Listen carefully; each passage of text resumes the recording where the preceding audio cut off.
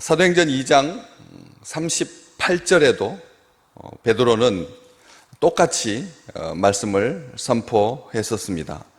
거기에도 회개 그리고 죄사함, 이 두 축이 분명하게 언급되어 있습니다. 그런데 앞쪽하고 지금 오늘 3장 19절 말씀하고 약간 차이가 나는 것이 회개 다음에 돌이켜라고 하는 말이 추가되어 있죠. 이 돌이켜라고 하는 말, 회개라고 하는 말과 같은 말이고 강조하는 말이긴 하지만 앞에서 2장 38절에서 각각 예수의 이름으로 세례를 받고 이 부분과 정확하게 일치하는 그런 부분입니다. 돌이킨다라고 하는 말이 단순하게 가던 방향을 돌이키는 것, 돌아오는 것, 이것을 말하지 않습니다. 가던 방향을 되돌아오는 것은 사람들로 하여금 심리적인 안정감은 있을지 모르겠지만 피곤한 일이거든요. 자기가 어디서 출발해야 될지를 다시 한번 확인하는, 그 리셋하는 것, 이게 기계에도 그런 기능이 필요하고 사람에게도 필요합니다. 자기가 출발했던 그 자리로 돌아간다라고 하는 것, 그 출발했던 그 자리로 와본다라고 하는 것, 처음에 시작했던 그 시점을 기억한다라고 하는 것은 귀한 일입니다. 그런데 그런 단순한 돌이킴이 아니라고 하는 것이죠.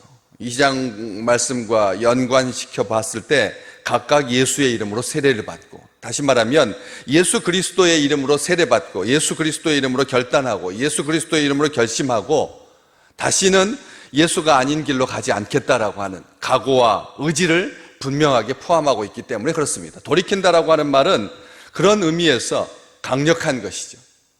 세상적인 돌이킴은 요요 현상을 야기하지만 주 안에서 돌이키는 돌이킴은 다시는 옛날 방식으로 돌아가지 않는, 이전 삶의 방식을 고집하지 않는, 답습하지 않는 그런 놀라운 축복인 것이죠.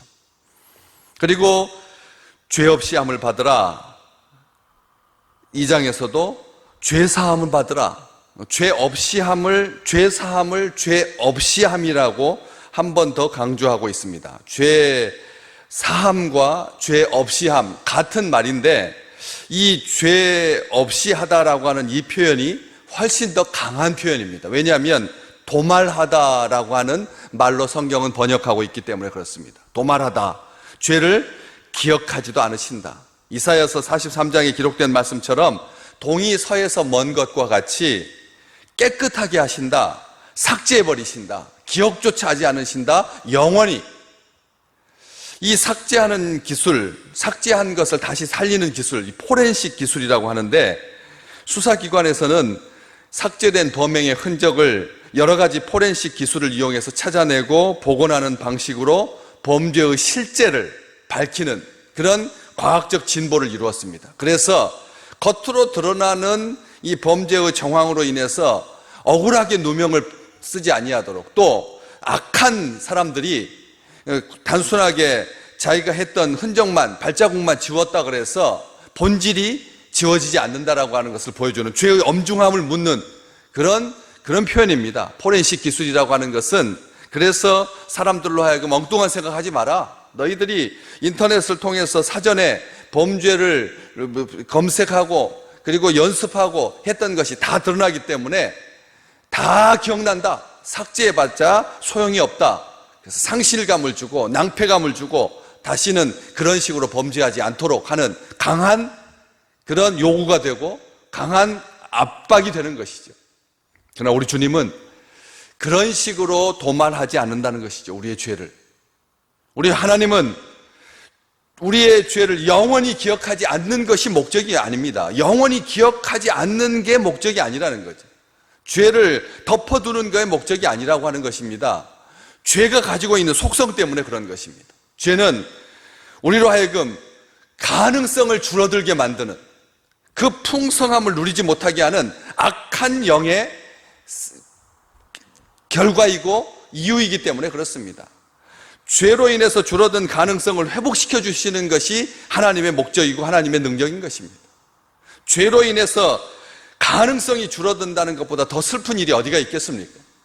그 무한한 가능성으로 하나님의 형상을 닮은 자로 온 우주 가운데 하나님의 영광을 드러내야 할 마땅한 하나님의 피조물, 하나님의 형상을 닮은 자들, 하나님의 백성들, 하나님의 자녀가 죄 때문에, 죄로 말미암아 터진 웅덩이같이 아무것도 담지 못하는, 다 줄줄 새버리는 그런 비극적인 인생을 살지 아니하도록 하나님께서 그 죄로 인해서 줄어든 가능성을 회복시켜주는 거죠.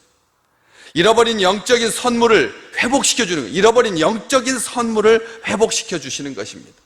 왜요? 어떻게 할 수 있습니까? 밑에 죄 없이 함을 받으라, 이같이 하면 새롭게 되는 날이 주 앞으로부터 이를 것이다. 이 말씀이 2장 38절에 죄 사함을 받으라, 그리하면 성령의 선물을 받으리니, 이 말과 똑같은 말입니다. 이 말을 이렇게 바꾸어서 설명하고 있는 것입니다. 성령의 선물이 뭡니까? 예수 그리스도 앞으로부터 우리에게 새롭게 되는 날이 이를 것이다. 아멘. 새롭게 되는 날이 이를 것이다. 어제와 오늘하고 별반 다를 것 없이 그냥 반복되는 무의미한 그런 인생이 아니라 죄사함 받고 회개하고 돌이키는 자에게, 예수 그리스도의 이름으로 세례를 받고 죄사함 받는 자에게 성령의 선물을 주시듯이 하나님께서 우리를 새롭게 하신다. 이 새롭게 한다라고 하는 말은 단지 뉴 노멀 그 의미 아닙니다. 새롭게 한다라고 하는 단순하게 헌 것을 새롭게 한다라고 하는 그런 표현이 아닙니다. 변화된 정도로 만족하지 마십시오. 이것은 바로 직전 성경 번역에서 유쾌하게 되는 날이 이를 것이다, 이렇게 번역되어 있는데, 이 유쾌하게 되는 날, 이 유쾌하게 되는 날, 시원하게 되는 날, 상쾌하게 되는 날, 그 의미 중에 호흡을 회복하다라고 하는 의미가 있다는 것. 새롭게 되다라고 하는 말이 호흡을 회복한다 라고 하는 뜻이 있습니다. 호흡을 회복한다. 우리 인생 살다 보면 숨 막힐 듯한 그런 상황에 자주 봉착하게 되고 그런 상황을 맞게 됩니다. 그럴 때 하나님께서 우리로 하여금 숨을 쉬게 해주신다는 거죠. 놀라운 축복인 것입니다. 이사야서 28장에도 성령 충만함으로, 성령이 임하심으로 말미암아 안식과 상쾌함을 주신다. 성경 예언은, 이사야 선지자는 그렇게 선포했습니다. 안식과 상쾌함. 그래서 세번역 성경에서는 편히 쉰다라고 하는 의미로 이 말씀을, 이 단어를 새롭게 되는 날을 더 강조하여서 번역하고 있죠. 안식하게 되는 날, 호흡이 거칠었다가 이제 호흡이 진정되는, 상황에 어찌할 바를 몰라 하여서 당황했었는데 하나님께서 그런 상황들을 안정시켜 주셔서 편히 쉬게 되는, 죄가 가지고 온 그 올무로부터 우리 주님께서 벗어나게 해 주신다라고 하는 것이죠.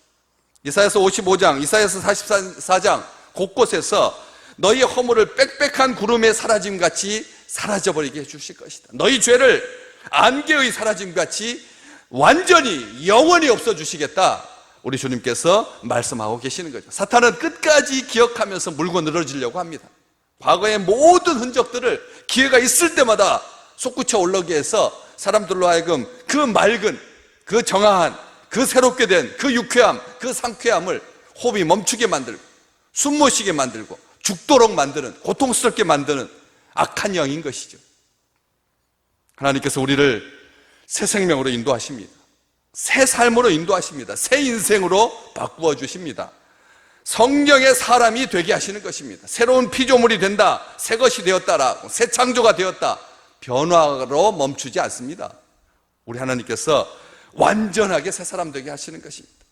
집 나갔던 둘째 아들이 흉악한 결박으로부터 벗어났듯이 낡고 더러워진 신발과 옷을 벗기고 목욕시키고 냄새나는 몸에서 깨끗한 몸으로 바꿔주듯이 이전 것은 벗어버리고 청춘을 독수리같이 새롭게 하시는 하나님의 역사가 오늘 또 우리 앞에 광명한 아침처럼 펼쳐질 줄 믿으시기 바랍니다.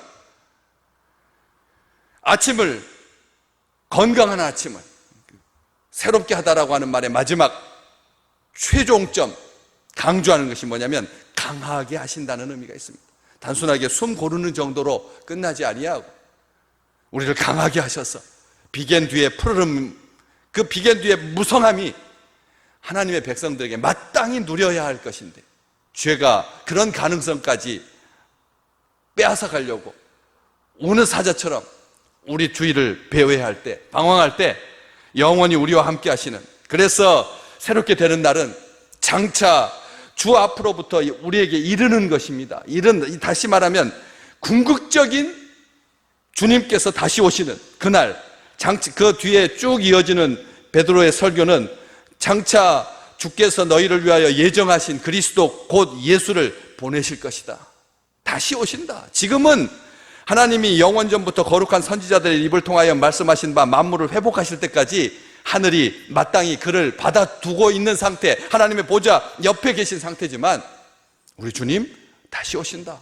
이렇게 말하고 주 앞으로부터 이른다라고 하는 말이, 그 새롭게 되는 날은 완전한 회복, 하나님의 형상을 완전하게 회복되는 그 복되고 궁극적인 그 축복이 오늘 우리 믿음의 식구들에게 주 앞으로부터 이르는 그날을 소망하면서 건강하고 힘있게 안식하며 상쾌하게 편히 쉬며 호흡을 회복하며 시원케 되는 놀라운 축복이 임하시기를 주의 이름으로 축원합니다.